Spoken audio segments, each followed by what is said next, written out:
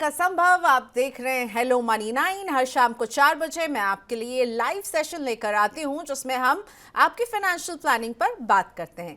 2022 तक देश के हर 100 में से 6 परिवार म्यूचुअल फंड में निवेश करते थे और 2023 में ऐसे परिवारों का आंकड़ा 10 तक पहुंच गया। यही वजह रही कि 2024 की शुरुआत में हमने देखा कि म्यूचुअल फंड के पास जो जमा पैसे हैं, यानी आपका जो निवेश है और म्यूचुअल फंड कंपनी का जो AUM है, वो 50 लाख करोड़ के पार पहुंच गया है। हर 100 में से 6 परिवार से बढ़कर अब 10 परिवारों ने निवेश करना शुरू कर दिया। ये अच्छी खबर है, लेकिन वो 90 परिवार जो निवेश नहीं करते, इसके पीछे क्या वजह है? और ये चिंता म्यूचुअल फंड इंडस्ट्री को भी सता रही है। इसीलिए मनी 9 के फाइनेंशियल फ्रीडम समिट में SBI म्यूचुअल फंड के डिप्टी MD DP सिंह ने कहा कि जनधन की तरह अब हमारे देश में जन निवेश की मुहिम की जरूरत है ताकि ज्यादा लोग सिप जैसे निवेश को चुने, अपने भविष्य को गोल को मीट कर पाए।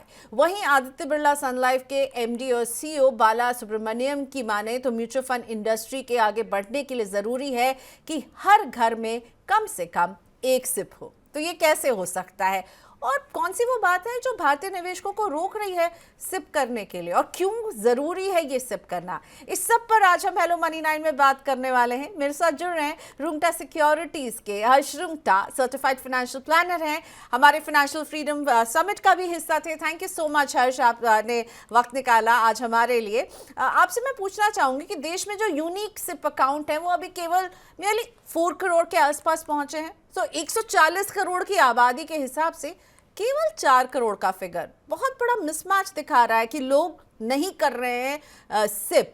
आपको क्या लगता है, क्या वजह है, क्यों है लोगों की ये दूरी म्यूचुअल फंड से और सिप से? प्रियंका, आपने एकदम सही कहा कि डिस्पाइट कि म्यूचुअल फंड में ऐसे सारे प्रोडक्ट्स हैं जो अगर किसी इंसान को कोई रिस्क नहीं लेना है उनके लिए भी प्रोडक्ट्स हैं, और जिन्हें बहुत ज्यादा रिस्क लेना है उनके लिए भी कोई ना कोई सॉल्यूशंस हैं। म्यूचुअल फंड एक्चुअली एक इन्वेस्टमेंट व्हीकल है जिसमें हर एक इन्वेस्टर के लिए कुछ ना कुछ है जब वो अपनी सारी जो वित्तीय गोल हैं, जो उनके लक्ष्य हैं, वो पूरे कर सकते हैं।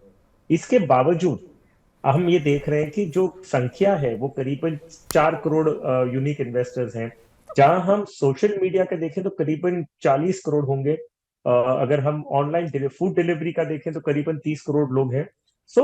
पॉइंट ये कि क्या वो savvy नहीं है, वो इन्वेस्टमेंट नहीं कर सकते? नहीं, वो बात नहीं है। तो क्या चीज इन्हें रोक रही है? अगर हम इंडियन इन्वेस्टर को समझें, एक हिस्सा ऐसा है जो एक बड़ा हिस्सा है, वो लोग वैसे हैं जिन्हें एक गारंटीड रिटर्न चाहिए। आप फिक्स डिपॉजिट्स क्यों इतनी पॉपुलर है, पोस्ट ऑफिस की डिपॉजिट्स इतनी पॉपुलर क्यों है, और रिकरिंग डिपॉजिट्स पॉपुलर क्यों है? क्योंकि वो ये देख रहे हैं कि हमें फिक्स रिटर्न मिल रहा है, कम हो, लेकिन हमें इन्वेस्ट करने से पहले ये जानकारी होनी चाहिए कि मुझे रिटर्न कितना मिलेगा, जो चीज म्यूचुअल फंड नहीं दे पाती। म्यूचुअल फंड के रेगुलेशंस के अनुसार भी वो आपको नहीं बता सकते कि आपको कितना रिटर्न, आपको एक फिक्स रिटर्न तो वो दे ही नहीं सकते क्योंकि मार्केट ड्रिवन होता है। पहली प्रॉब्लम जो है, एक जो बड़े हिस्से ऑफ इन्वेस्टर्स हैं उनकी सबसे बड़ी प्रॉब्लम ये है कि उन्हें फिक्स्ड रिटर्न चाहिए, कि उनको पहले से बता दो कि कितना मिलता है। एक दूसरा हिस्सा है जो बहुत हाई रिटर्न्स और क्विक रिटर्न्स चाहता है।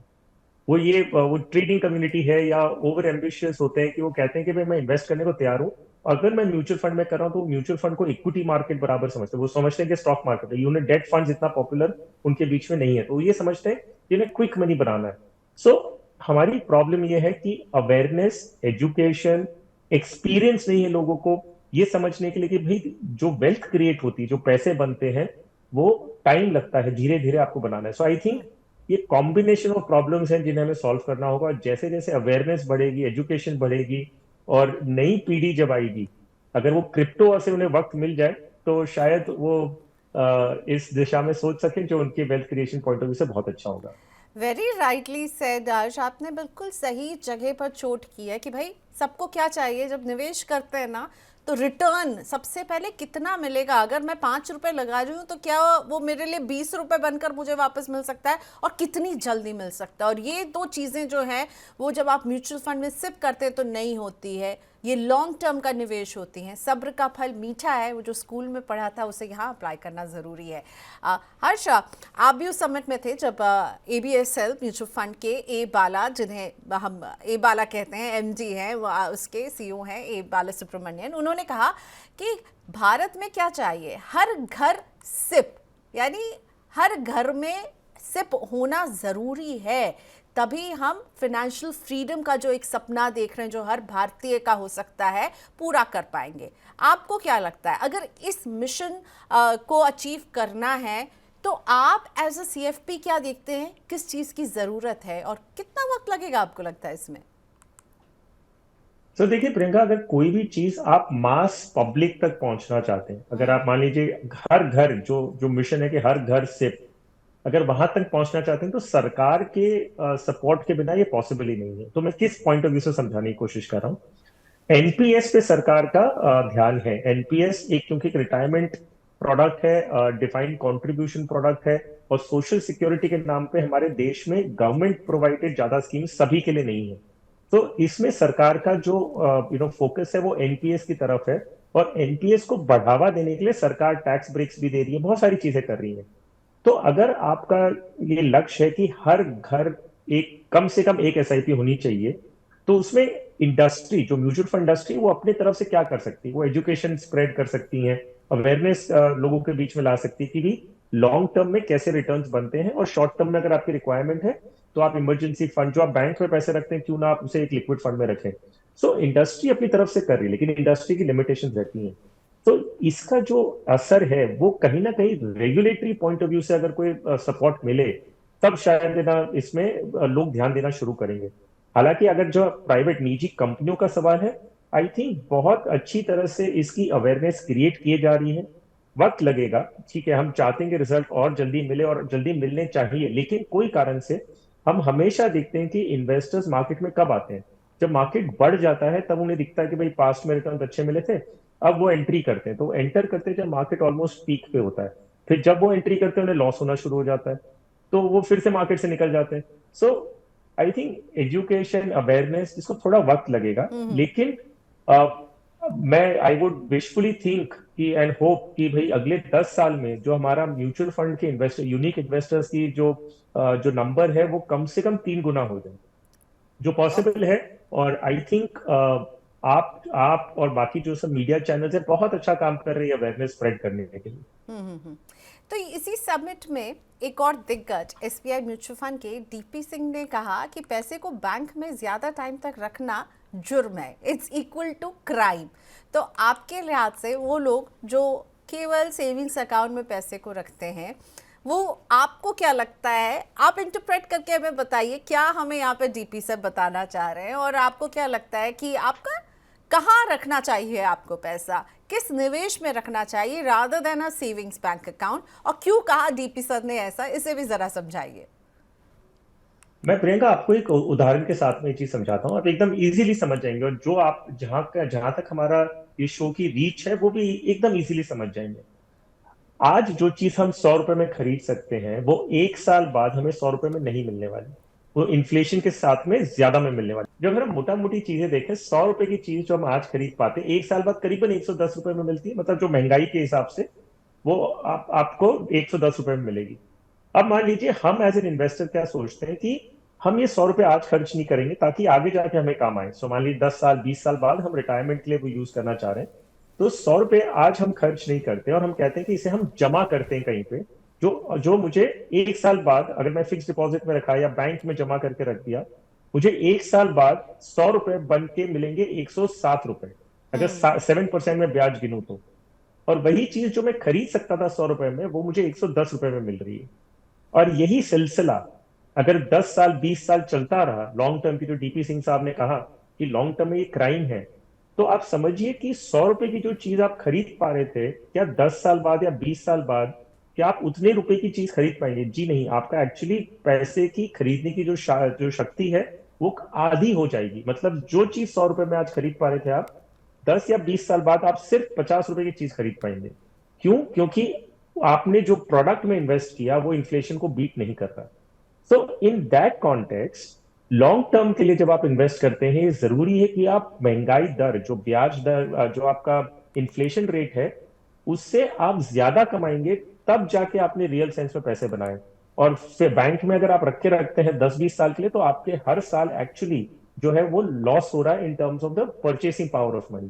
तो यही चीज अगर आप उदाहरण के रूप में समझ रहे हैं, तो लॉन्ग टर्म में अभी आप भी समझ गए होंगे और बाकी सभी जो सुन रहे हैं वो समझ गए होंगे कि लॉन्ग टर्म में हमें लगता है कि हमारे पैसे सेफ है, फिक्स डिपॉजिट है, 6-7% गारंटीड मिल रहा है। लेकिन हम वही चीज अगर 10 साल 20 साल बाद नहीं खरीद सके उसी पैसों से, तो क्या मतलब है पैसे जमा करके? इससे अच्छा तो हम आज ही खर्च करते हैं और आज ही उस पैसे को यूज कर लें। राइट, तो ये जो है महंगाई को अगर आपको मात देना है तो आपका पैसा अगर सेविंग्स अकाउंट में बैठा रहेगा तो शायद वो इस उस जंग में जो है हार जाएगा। यही हम आप तक समझाना चाहते हैं। आज एक पोर्टफोलियो ले लेते हैं, बच्चू जी का है। ये 15 साल में 1 करोड़ का फंड जुटाना चाहते हैं और इनका पोर्टफोलियो अभी करीब 2 लाख रुपए का है। हर महीने ये 14,000 की सिप कर रहे हैं और सिप कर रहे हैं कहाँ? कैनेरा रोबेको में 2,000 की सिप है, कैनेरा रोबेको ब्लू चिप में 2,000 की है और कैनेरा रोबेको स्मॉल कैप में भी हम देख रहे हैं। पीजीआईएम का मिड कैप है, एसबीआई का स्मॉल कैप है इनके पास, और निप्पॉन के फ्लेक्सी कैप में निवेश है, निप्पॉन के मल्टी कैप में भी 3,000 रुपये हर महीने कर रहे हैं। 15 साल का इनका पूरा जो है नजरिया है। क्या कहना चाहेंगे आप? कैसा दिख रहा है आपको इनका पोर्टफोलियो? वेल प्रियंका, थोड़ा कंसोलिडेशन करने का स्कोप है अगर हम हम्म। पोर्टफोलियो को थोड़ा, क्योंकि फंड हाउसेस भी देखिए, एक और चीज बच्चू जी को बताऊंगा कि आप जब स्कीम डाइवर्सिफिकेशन करते हैं कि आप अलग अलग कैटेगरीज में इन्वेस्ट करें ताकि आपके पैसे अलग अलग मार्केट सेगमेंट्स में जाएं। फंड हाउसेस भी करीबन 40 के ऊपर हैं। सो आज की तारीख में आपके पास अलग अलग फंड मैनेजर की एक्सपर्टीज लेने का भी मौका मिलता है। तो आप अगर अलग स्कीम ले रहे हैं तो क्यों ना एक स्कीम एक फंड हाउस की रखें, ताकि उस फंड मैनेजमेंट का आपको एक्सपीरियंस मिले और दूसरी स्कीम दूसरे फंड हाउस के पास दीजिए। तो उस तरह से मैं थोड़ा इनके लिए कंसोलिडेशन करके दे दूं। कैनरा रिबेको ब्लू चिप फंड ये कंटिन्यू कर ले, कैनरा रिबेको स्मॉल कैप और एसबीआई स्मॉल कैप, अगर ये 5,000 रुपए स्मॉल कैप कैटेगरी में डालना चाहते हैं तो एसबीआई स्मॉल कैप में 5,000 कर दें, तो कैनरा को बंद करके एसबीआई में डाल दें। और मेरा सुझाव तो इनसे बेटर ये रहेगा कि ये कैनरा स्मॉल कैप को आप पीजीआई मिड कैप में ऐड करें। सो मिड कैप में आप 5,500 - 4,500 रुपया हो जाएगा आपका, और एसबीआई स्मॉल कैप को वैसे ही रहने दी जैसा है। अब निपॉन फ्लेक्सी कैप और निपॉन मल्टी कैप को मर्ज कर लें। सो बेसिकली 5,000 रुपए आप निपॉन मल्टी कैप में डाल दें। तो ओके। आपको फ्लेक्सी कैप और मल्टी कैप दोनों रखने की जरूरत नहीं, सिर्फ एक स्कीम रखें which is 5,000 rupees in Nippon India multi cap fund. तो फिर से खाली दोहरा दूं इन्हें करना क्या है। Canara blue chip fund continue करें, कैनरा स्मॉल कैप को आप पीजीआईएम में मर्ज कर लें। सो कैनरा स्मॉल कैप में 2,500 बंद करके पीजीआईएम में 4,500 रुपए कर लें। एसबीआई स्मॉल कैप जैसा है वैसे रहने दें, और निपॉन फ्लेक्सी कैप और मल्टी कैप को मर्ज करके आप सिर्फ मल्टी कैप को रहने दीजिए। तो आपके पास 1, 2, 3, 4 स्कीम्स हो जाएंगी, और ये 14,000 का इन्वेस्टमेंट आपका हर मार्केट कैटेगरी में जाके थोड़ा कंसोलिडेट हो गया, अलग अलग फंड हाउसेस के पास अलग मार्केट कैटेगरीज में। ग्रेट। कोई मतलब आपने कोई कंफ्यूजन का जो है ना स्कोप नहीं छोड़ा रिपीट करके। Thank you so much Harsh for that. बहुत सारे लोग कह रहे हैं कि वो हमारे मनी नाइन के समिट को देख रहे थे, उनको बहुत अच्छा लगा, तो थैंक यू सो मच। हर्ष भी हमारे एक पैनलिस्ट में थे। हर्ष, आज के सेशन को क्लोज करते हैं, पर आपका अनुभव कैसा रहा मनी नाइन के फाइनेंशियल फ्रीडम समिट में? उस दिन तो हमारी बातचीत नहीं हो पाई पोस्ट समिट, तो आपके अनुभव के साथ हम आज का सेशन क्लोज करेंगे। सो वेल प्रियंका, इनफैक्ट जो टॉपिक्स आपने कवर किए थे, जो स्पीकर्स थे, एक 360 डिग्री पूरा व्यू पॉइंट मिला। सो एक है from a regulation point of view या from a manufacture point of view, DP Singh साहब थे, बाला साहब थे, तो उन्होंने बहुत अच्छा पर्सपेक्टिव दिया कि आउटलुक हम किस तरह से देखते हैं। आउटलुक में ये जरूरी था कि भाई हम जैसे हर घर निवेश, जो जन धन अकाउंट था उनका एनालॉजी देके उन्होंने कहा तो जन निवेश की तरफ जाइए आप। सो आई थिंक आउटलुक बहुत अच्छा था, एंड मैं सभी दर्शकों को जो डायरेक्टली जो लाइव देख नहीं पाए थे, वो अगर मौका मिले तो उसे देखिएगा। सेकंड सेगमेंट में जो हमने इक्विटीज के बारे में, आपने विजय केडिया जी ने जो इनपुट्स दिए, यू कांट गो रॉन्ग। मतलब वो टाइम स्ट्रेटेजी है, और यंग इन्वेस्टर्स जो वहां पे थे, मुझे बहुत अच्छा लगा कि यंग इन्वेस्टर्स जब सही सलाह लेते हैं, क्योंकि यंग यस। इन्वेस्टर्स में बहुत एनर्जी होती है, बहुत एंथुजियाज्म होता है, वो मेटाबॉलिज्म और टेस्टोस्टेरोन आप बोले कि बहुत ज्यादा होता है, तो वो एनर्जी बहुत ज्यादा होती है। सही जगह पे अगर आप सही तरीके से अगर उसे डाइवर्ट उसको एक डायरेक्शन देते हैं तो सही आउटपुट निकलता है। तो केडिया जी ने बहुत अच्छी अच्छी बातें उन्हें बताई कि किस तरह से आप मार्केट में अप्रोच करें ताकि आप पैसे बना सकें। सो आई थिंक ओवरऑल जो पूरा समिट का कंटेंट था, बहुत लर्निंग थी हमारे लिए भी। जो हम एक एक मार्ग मिला हमें भी कि एक सोचने का तरीका मिला, एक वैल्यू एडिशन मिला। So thank you Priyanka for having us there, thank you to money 9, TV 9, आप लोग सब ने जो पूरा प्रोग्राम रखा है। I think it's value for gold, अगर सुन लें तो उसमें कभी भी आप गलत नहीं जा सकते। बिल्कुल। और हर्ष को भी सुनिएगा, हर्ष का रुख भी आपको और पता चलेगा। More power to you Harsh, and more power to वो सारे इन्वेस्टर्स जो इन्वेस्टमेंट की जर्नी में लगे हुए हैं और जो नए जुड़ने वाले हैं। थैंक यू, आज आपने वक्त निकाला, शुक्रिया। शुक्रिया प्रियंका, थैंक यू।